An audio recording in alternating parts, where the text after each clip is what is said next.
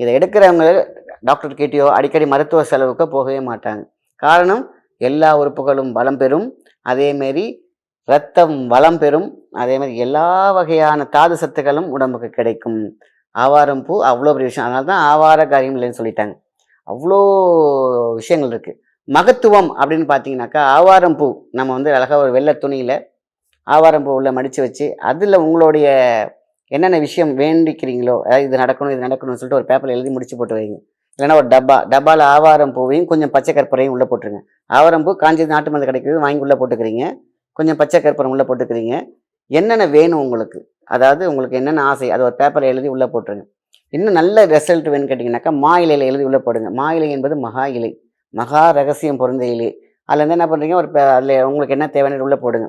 காஞ்சி போயிடுச்சுன்னா எடுத்து அதை பக்கத்தில் ஏதாவது கால்படாத இடத்துல போட்டு திருப்பி இப்போ ஃப்ரெஷ்ஷாக போட்டுக்கிட்டே வாங்க உள்ளார. அது உங்கள் காரியம் நடக்கும் வரை போட்டுக்கிட்டே இருக்கலாம். பேப்பர்லையும் எழுதி போடலாம், மா இலையில் போடலாம்.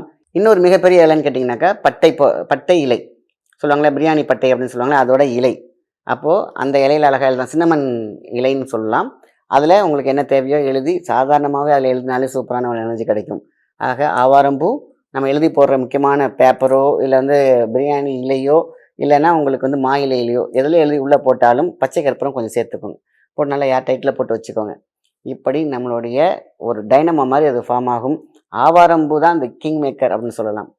இதே ஆவாரம்பூவை நம்ம காலையில் பிரம்ம முகூர்த்தத்தில் வச்சுக்கிட்டு காஞ்சதாக இருந்தாலும் கையில் கொட்டிட்டு கையில் வச்சுட்டு நீங்கள் மனசார அந்த பிரம்ம முகூர்த்தத்தில் மெடிடேஷன் பண்ணும்பொழுதும் உடம்புக்கு தேவையான energy, Chakra cleansing, balancing plus ஒரு புத்துணர்வு நம்ம வேண்டிக்கிறதுக்கான ஒரு பவர் இந்த ஆவாரம்பூக்கு உண்டு.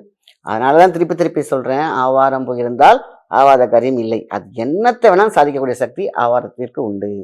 ஸோ இவ்வளோ மருத்துவம் பொருந்திய இந்த பூவை நம்ம மிஸ் பண்ணக்கூடாது. ஏன்னா நம்ம பக்கத்திலேயே கிடைக்கிற ஒரு விஷயம், பக்கத்து கடையிலேயே கிடைக்கக்கூடிய ஒரு விஷயத்த நம்ம மிஸ் பண்ணிவிட்டு எங்கெங்கேயோ தேடிக்கிட்டு இருப்போம், என்னென்னமோ பண்ணிகிட்டு இருப்போம், மிகப்பெரிய இருட்டுக்குள்ளே உட்காந்துருப்போம்.